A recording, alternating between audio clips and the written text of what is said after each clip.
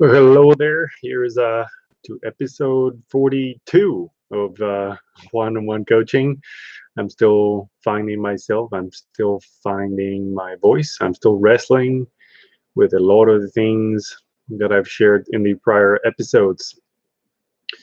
I know in many of them it can sound as I'm teaching to you, but I'm really just talking to myself and trying to teach myself and hear advice that I need to give to myself.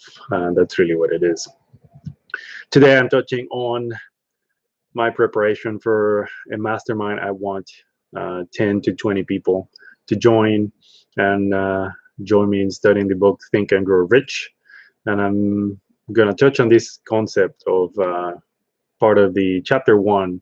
It depends on the version of the book that you have.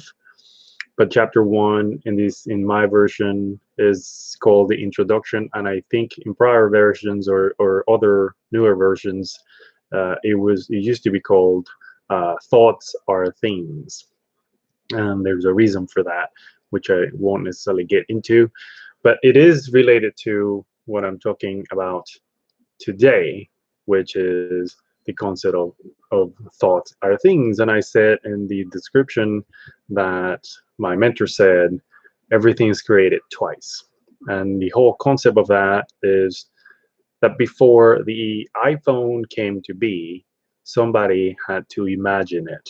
They have to think about it. Steve Jobs had to come up with this idea of what if we used a finger to scroll through the phone, and what if we had a phone that only had screens and no buttons and things like that.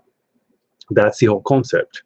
But I'm going to read to you from the book, and the very first three lines, it says, truly, thoughts are things, and powerful things at that, when they are mixed with definiteness of purpose, persistence, and a burning desire for their translation into riches or other material objects.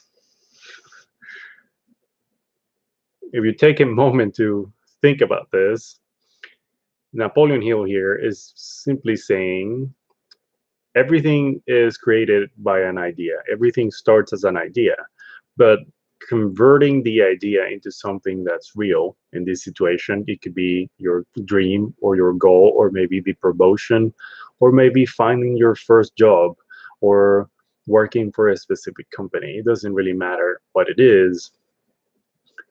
Your idea, transmuting that from idea or thought to a physical equivalent, which will be having this, whatever the situation you're dreaming about, or the $1 million in the back. It doesn't, whatever it is going to require a definiteness of purpose, persistence, and a burning desire. And the way I interpret the three things is definiteness of purpose comes back to what I've been preaching about for several years. Is it's being very clear about why you do what you do. It's having your reason for existence. It doesn't have to be fancy. It doesn't have to be something that other people do. You could phrase it however you want to. Mine has evolved over time, but I've realized that, at least for the time being, my purpose stands as I believe that we have not only the power to control our lives, we deserve to create the life we want. It's for me, my purpose is about individuality, helping people leave their mark in what they do, and do things because they absolutely want to.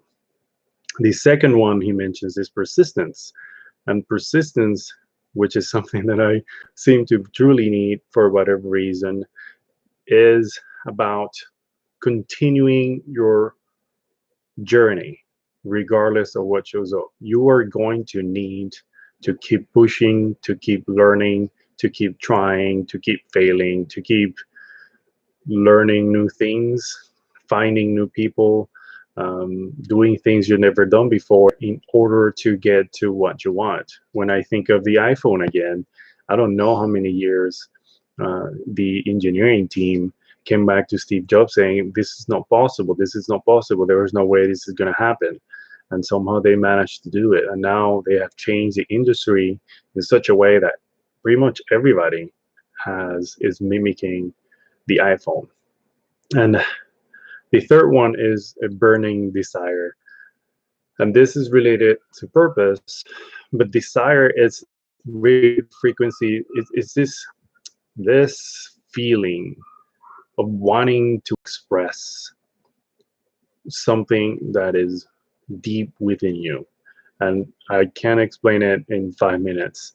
But the way I think about it is burning desire. The best way to relate this is to the intensity of a fire. When a fire, you have the excitement and this need to have something. It's almost like you have white fire coming out of you, and you need to express it. That's the fuel. Your desire is the thing that's going to keep you going. Desire is probably the thing that's going to create the persistence to keep fighting, and then that attached to a purpose is what's going to give, like, it completes the whole circle of being able to state a goal, imagine a specific outcome, and then working through the process to make it happen. The book, actually, I think it did. The book talks about each of these three things in a specific chapter.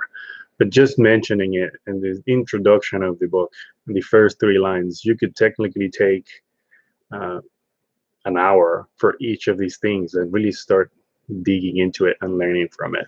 But for now, it's about remembering, if you have an idea for something you want in your life, it's going to come down to making it a reality. It's going to be driven by these 3 ingredients: a definite purpose, a persistence attitude, and then a burning desire to make it happen. It reminds me of a phrase that I think John Gordon used, and it says, your why has to be stronger and bigger than all the opposition that you encounter. And I relate that to the idea of a burning desire. When the fire burns and the desire is there, there's nothing that's going to stop you. It doesn't really matter what anyone would say and what happens to you.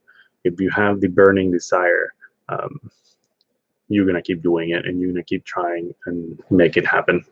So that's the message for today. Have a good one. I'll keep studying and hope to see you in the study. Bye.